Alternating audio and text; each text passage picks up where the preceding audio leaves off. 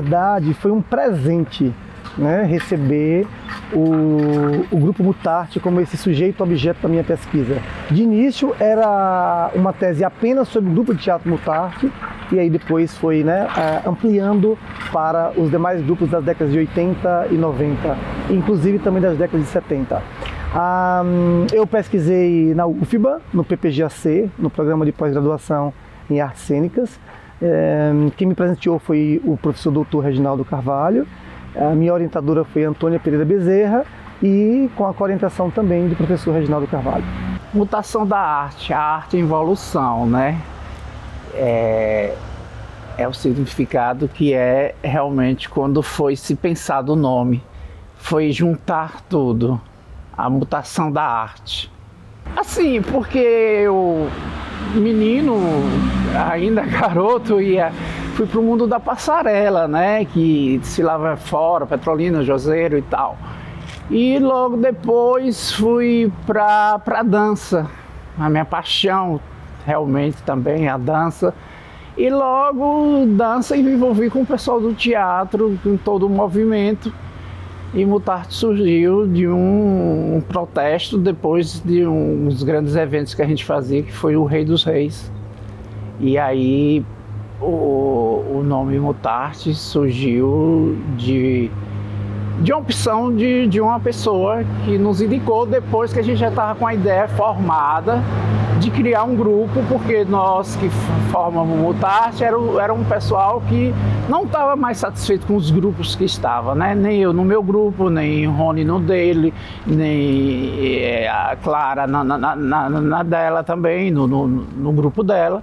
Então assim, a gente depois que terminou, a história começou no campo de aviação. Eu saí mais Rony numa noite assim de luar, de luzes, e a gente, artista, tem essa coisa de estar onde está bem, de que não está ali no centro da cidade, aquela coisa, mas uma coisa assim que a gente já estava na cabeça formada de resolver essa situação assim nossa, de querer estar no mundo da arte e representar.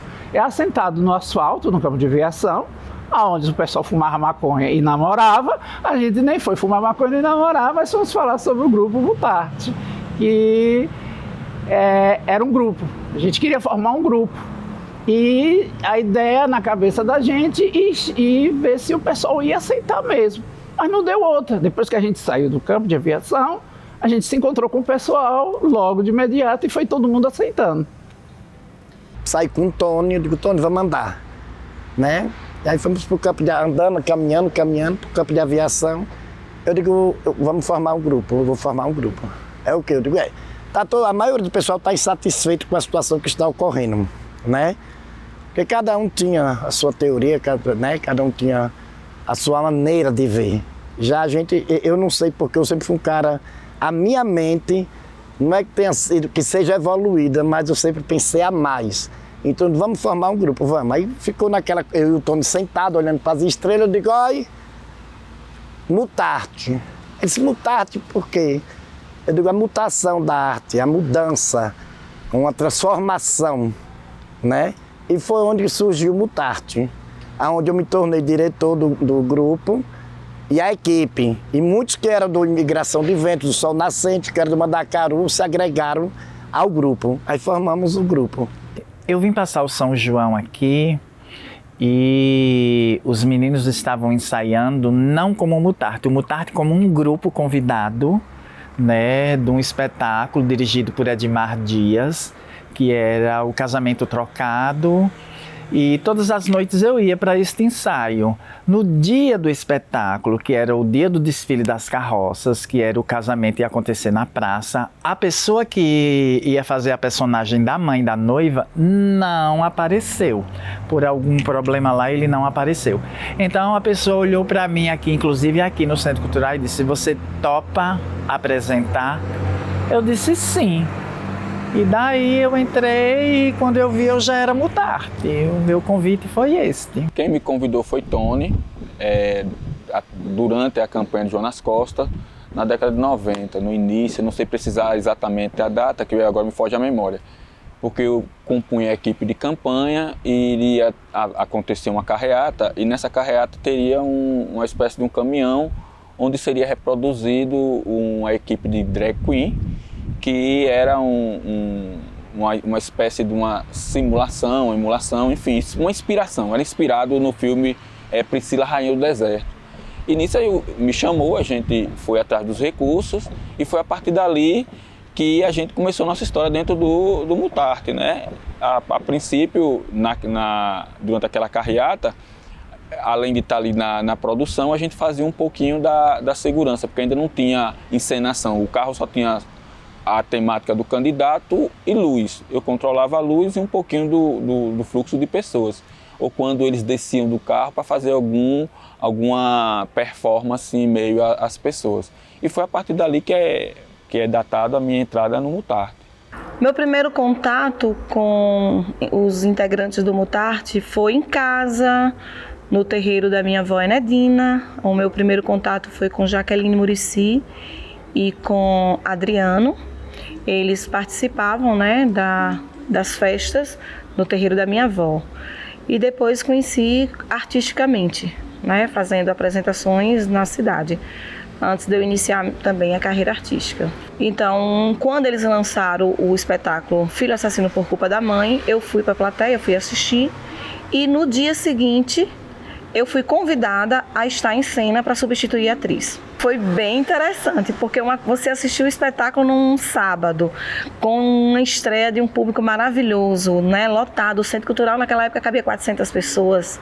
Isso era interessante. E eu fui para lá e de repente domingo tá o Mutarte batendo na minha porta e me pedindo, pelo amor de Deus, para assumir o papel de uma da atriz, né, que era a Daniela, que teve problemas pessoais e não pôde dar continuidade ao espetáculo, que era no domingo à noite. Então eu peguei minhas coisas correndo, o Tony Albuquerque com outras pessoas na porta, eles me aguardaram, eu arrumar a mochila e descer para o Centro Cultural para ficar até a hora da estreia, da minha estreia, né, porque o espetáculo já tinha sido um dia antes. E aí foi assim, foi uma loucura para minha cabeça, para pegar tudo, para pegar marcação, para ver figurino. Ainda bem que a menina tinha o mesmo corpo, aí a gente conseguiu adaptar a roupa, o próprio figurino dela para mim, e foi uma experiência incrível para mim. Assim, tinha Beth, né? Beth Music, a gente chamava, tinha Lúcia no começo. Eli passou também, mas foi passagem.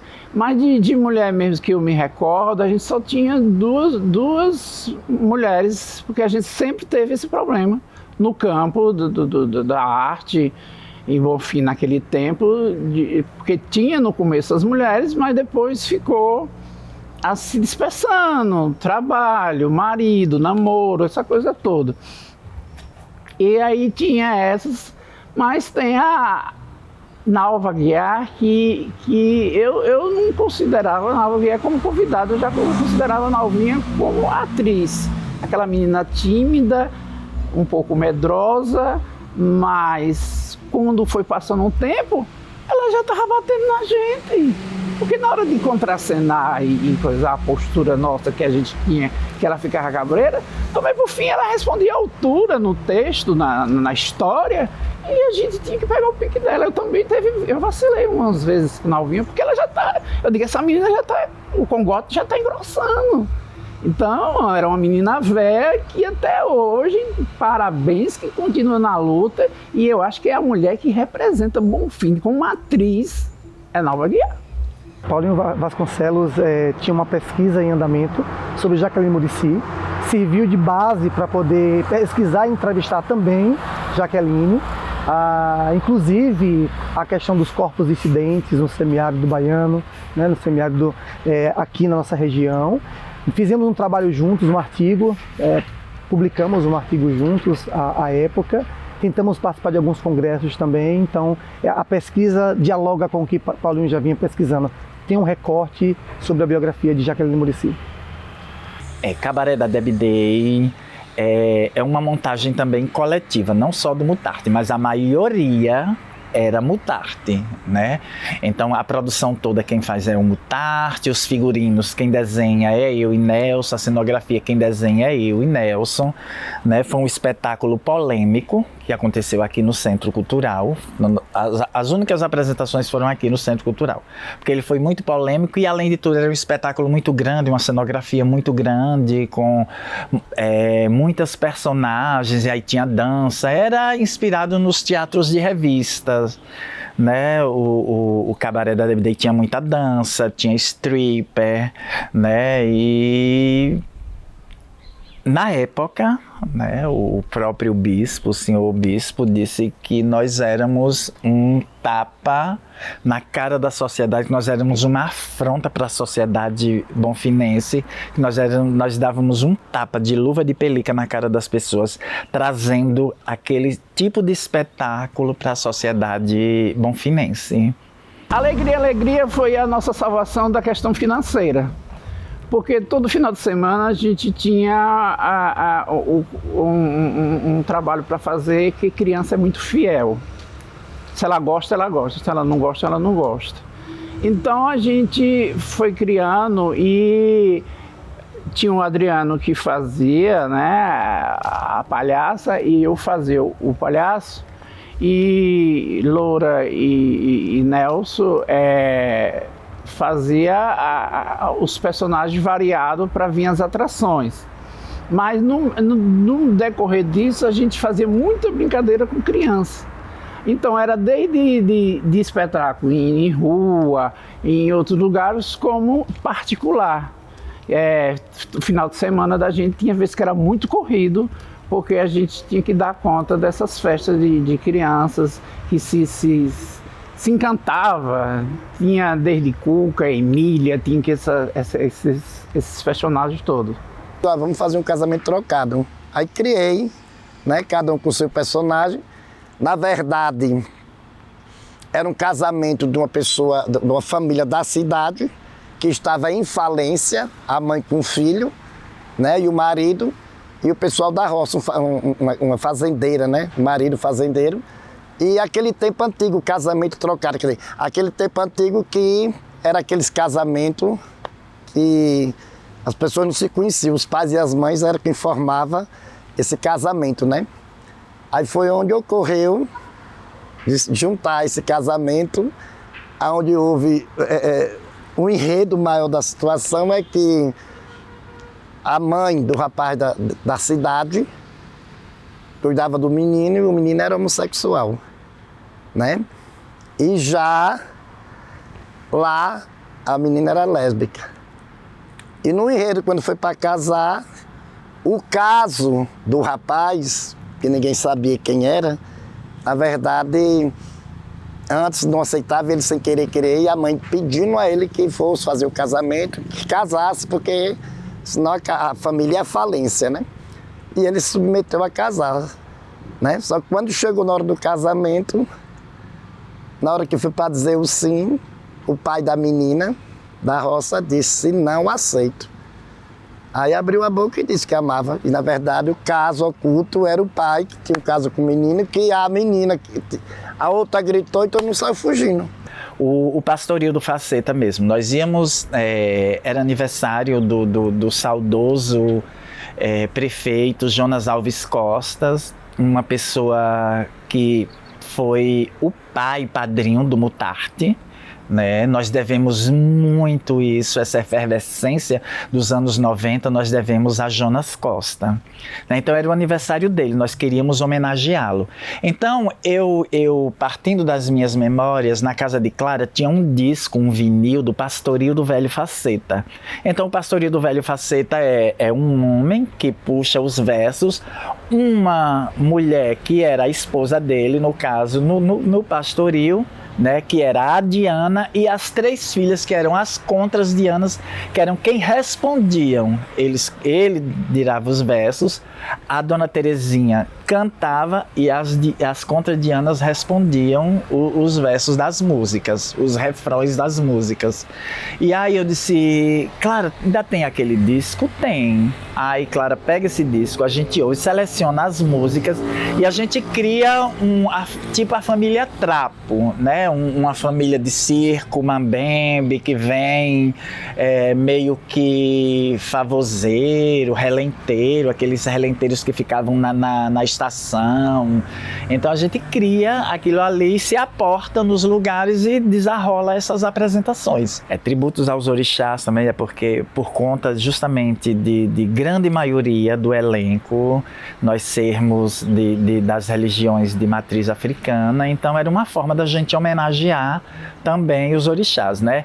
Como em Camarins, o grupo Camarins, eles tinham feito uma apresentação, né, com o orixá Obaluaê, eles tinham muitas roupas, né? Então, partindo dali, a gente cria o tributo aos orixás, que já homenageavam todos os orixás, principalmente as aiabás. Eu lembro muito pouco do espetáculo que eu assisti, mas lembro de uma cena marcante e isso me faz acreditar que o espetáculo foi a Filho Assassino por Culpa de Pai. Foi um espetáculo assim da cena em que o tecido cai e aparece o crucifixo. Então isso foi muito marcante na minha visão do grupo de teatro Mutarte. Mutarte se apresentou em Jacobina, essas cidades, circos vizinhas, Itiúba, Cansanção. Além de apresentar, a gente fez as oficinas de teatro e dança e tinha essa questão que o Mutarte sempre carregou de levar a cultura a mais, não só a apresentação, de ter essa implantação nas cidades, que às vezes a gente chegava, às vezes a gente fazia essas propostas aos prefeitos da cidade, aqui em Bonfim, em vários bairros, de Gamboa, Alto da Maravilha, Oraria, Bosque. Aqui em Bonfim, no Centro Cultural, no Colégio Estadual, na 25 de Janeiro, na ABB, no estádio, na Associação de Moradores da Ladeira do Capote, em praça pública, na Olaria, no Alto do Cigano, no Alto do Cemitério, nos Forrós Gritos, em Pindobaçu, na Concha Acústica, Filadélfia, em uma escola infantil, Itiúba também, uma apresentação no estádio, outra apresentação no clube, Irecê, na ABB, em Jacobina, no Clube Líder. Desde o Bispado, Sacramentina, e estadual e Centro Cultural. Depois. A estreia minha foi aqui no Centro Cultural. Depois eu lembro que a gente foi para uma escola em Filadélfia, numa escola que era de evangélica, a diretora era evangélica, ficou um pouco incomodada com a figura do seu Satanás, pediu até para o personagem não participar, mas era impossível porque ele era um dos personagens principais também, mas a gente acabou apresentando. E eu lembro que também numa comunidade da zona rural, Canavieira, que eu lembro que a gente saiu desse espetáculo com o figurino, ainda o figurino todo sujo de sangue, e a gente resolveu fazer várias fotos na estrada, e eu tenho esse registro dessa brincadeira que a gente brincou que estava morto na frente de uma fazenda. Augusto também. Augusto já manjava muito de cabelo, né? Além de ser o fotógrafo exclusivo do Mutarte, porque ele trabalhava numa empresa de fotografia, então ele vivia sempre com o clique na mão. Então qualquer movimento que a gente fazia era um flash. Augusto, né, estava ali clicando. E nos cabelos da gente também, das personagens, era Augusto quem fazia isso. E as maquiagens mais sociais, né? As maquiagens mais elaboradas eram Nelson quem fazia e as maquiagens sociais era Augusto. Clara era a liderança, além de ser extremamente competente. Era competente no que ela fazia. Organizada, metódica, disciplinada, criativa. Aquela criatura tinha uma imaginação que eu não sei o que era que aquela criatura tirava, mas era uma criatura assim, uma atriz de diversos talentos.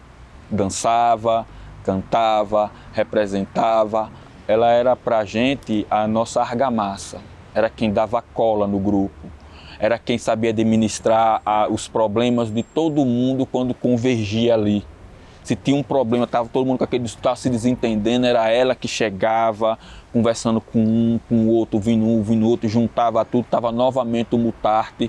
Que assim, o Mutarte era um grupo que, desculpe a palavra, pode até soar pedante, né? Mas era um grupo que acumulou um número muito grande de artistas talentosos. E com isso também vinham as vaidades, claro, né? E era ela que administrava tudo isso. Os conflitos, as confusões, as insatisfações, e logo ela juntava, conversava com um, conversava com o outro, com aquele jeito dela e tal, e era ali. E o que mais me lembra, claro, eram os conselhos que ela me dava. Se eu cheguei a fazer magistério no colégio estadual, concluir, a ir para a universidade, tudo isso foi para os conselhos de Clara, que dizia assim: você não vai ter o destino que muitos tiveram, você vai para a universidade, você vai se tornar pesquisador, você vai ser algo além, é necessário que você seja algo além do que a gente está sendo.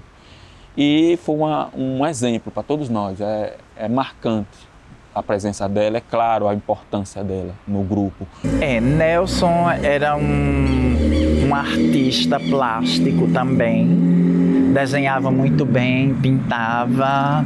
Então Nelson, além de atuar, né, ele também, aí junto comigo, a gente criava os figurinos do Mutarte e a cenografia do Mutarte também. Éramos eu e Nelson, na maioria das vezes, quem criávamos a cenografia e os figurinos. Os figurinos da gente eram figurinos, né, ricos, a gente trabalhava, porque a gente bordava, a gente pintava, a gente criava, a gente pegava do lixo, né, bebia na fonte de Joãozinho 30, pegava do lixo e transformava no luxo, né? Assim, porque a gente fazia a campanha, a Loura e a Clarinete, elas iam na hora das caminhadas, na hora do trabalho mais coisa. Eu não, eu morei na casa de Jonas, eu fiquei lá, tinha vezes que eu dormia, ele dormia na cama, eu dormia aqui no tapete, porque a gente saía de madrugada para fazer o volta a volta de peito, trabalhando assim a fundo, de cara e coragem. E assim, quando tomou posse, passou uns dias, o carro encostou na minha porta da minha casa e o motorista disse, o carro oficial: Jonas está lhe chamando. Troquei de roupa, fui, cheguei lá e ele disse: o que é que você quer? Prefeito maravilhoso, que Deus tenha um bom lugar. Eu disse: eu gostaria que meu grupo virasse uma agência. Ele disse: tire os documentos e venha aqui o contrato. Foram 3 anos a gente trabalhando na prefeitura, fazendo o que a gente sabe fazer. 3 anos disso. Tinha o nosso salário por mês e a gente ganhava. Não era fantasma, porque tinha problemas lá que o pessoal dizia: os únicos que não podem ter problema é vocês, porque vocês vão para a rua mostrar o trabalho, vocês estão trabalhando. Então era isso. O artista teve essa vantagem. Nós tivemos uma boa relação com a TV Norte, né, que nós ainda apresentamos o Filho Assassino nas quintas cênicas, né, que eles eram um programa deles, de todas as cidades, às quintas-feiras. Era quinta no teatro.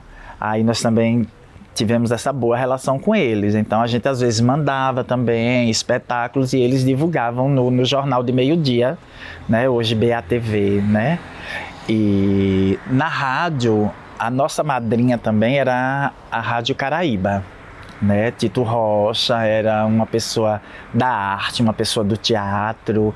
Então Tito Rocha abria as portas da rádio para gente, para divulgação dos espetáculos, para as próprias gravações de espetáculo de rua, de casamento. Então, como a gente não tinha microfone, com o microfone nós ficávamos limitados. Então, o que era que a gente fazia? A gente ensaiava o espetáculo, aí depois marcava com a rádio, ia para o estúdio da rádio e gravava em fita cassete. Então, no dia do espetáculo, a gente chegava na praça, botava a fita cassete e fazia dublagem.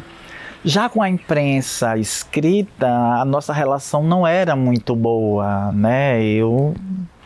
Sabe-se lá por quê, não sei se pela LGBTfobia, né? E por também, no momento, eles apoiarem o então prefeito Jonas Costa, depois eles rompem com isso e nós continuamos com ele. Então a gente também sofria essas represálias, né? Eles faziam essas represálias a Jonas e supostamente a gente também como uma forma de atingi-lo, né? Então a gente não foi muito bem vista pela imprensa escrita, não. Mas também a gente tinha o outro lado, que era o lado, né, marginalizado, né, que marginalizavam por nós sermos um grupo de mulheres travesti, de homens gays, né, naquela época era um outro cis normativo que tinha, mas a maioria eram homens gays e mulheres trans travestis, então a gente transgredia aquele momento, então fica essa relação mesmo de amor e ódio. O Mutarte foi meu salva-vidas. Eu vinha de um momento muito delicado, né? E já vinha com essa arte presa de bem antes. Eu fui embora daqui já também com essa insatisfação por não ter sido aceita naquele momento por os grupos de teatro que estavam, né, por conta, vai saber lá, né, porque eu estava à frente do meu tempo, né, então aí eu volto, quando eu volto, que eu venho, eu tenho esse abraço do Mutarte, mas o Mutarte estava adormecido, né? Teve essa apresentação do casamento trocado, que era um trabalho coletivo de vários grupos, e depois aí a gente começa a trabalhar, né? E aí eu me encanto pela cidade, né? Faço minhas pazes com a cidade de Senhor do Bonfim e por conta do Mutarte, que me abraçou, que me salvou. Minha vida.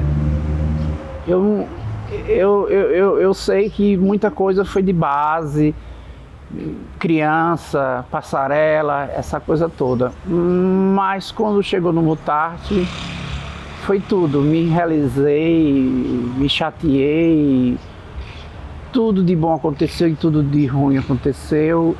E até hoje é difícil me ver sem Mutarte. Tony sem Mutarte.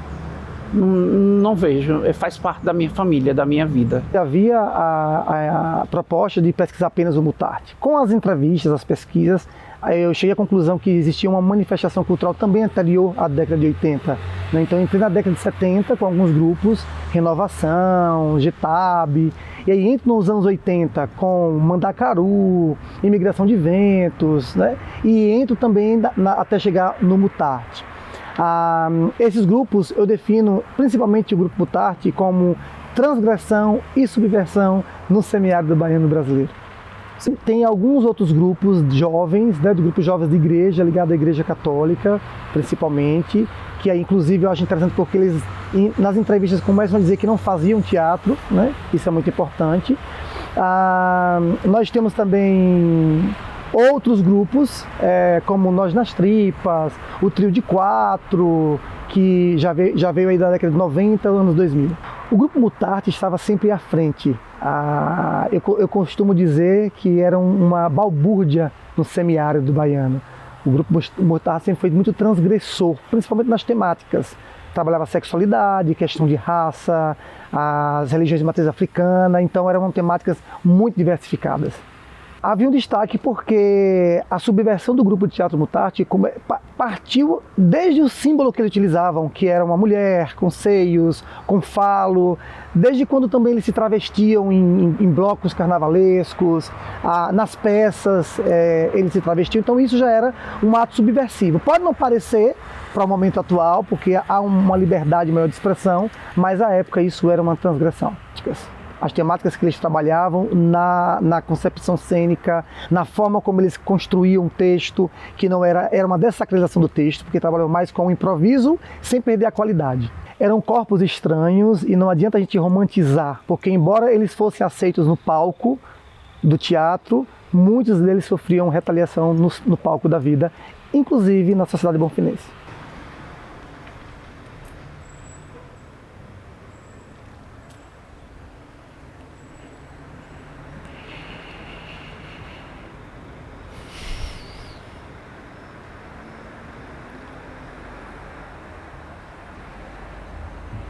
Desculpa. Eu tenho uma sensação de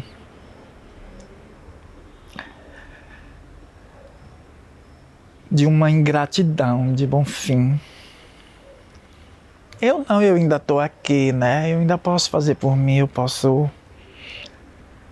Mas as meninas, os meninos que não estão mais aqui, estão no andar de cima. Todo mundo é esquecido. Ninguém fala. Só a gente mesmo. Então é uma sensação de que nada daquilo que a gente fez, que os meninos fizeram levando o nome dessa cidade, parece que não valeu a pena. Porque é tudo tão invisibilizado. Então, enquanto que meu corpo aguenta, eu vou me aventurar a outras coisas. Se lá fora eu for invisibilizada tão quanto aqui, o meu sofrimento é menos, porque eu vou estar em terras estranhas, em terras alheias. Então isso não vai me corroer, me maltratar, me fazer chorar. Mas aqui dentro, isso muito me maltrata. Eu não quero reconhecimento para mim, mas para as pessoas que se foram. A gente tem tantas homenagens prestadas aqui a pessoas que nunca vieram nem aqui. Eu não estou desmerecendo essas pessoas, né? Porque são pessoas também que fizeram. A gente tem Rua Tom Jobim, Rua Gal Costa. Eu amo Gal Costa. Mas Gal Costa nunca veio aqui, Tom Jobim nunca veio aqui. Então, Clara, Nelson, Augusto, Bárbara, todo mundo teve Paulinho, todo mundo teve um serviço prestado para essa cidade, levou o nome dessa cidade para todos os 4 cantos onde nós andamos. E não vale a pena. Tá no esquecimento, tá varrido para debaixo do tapete. Então é isso que está causando o meu êxodo.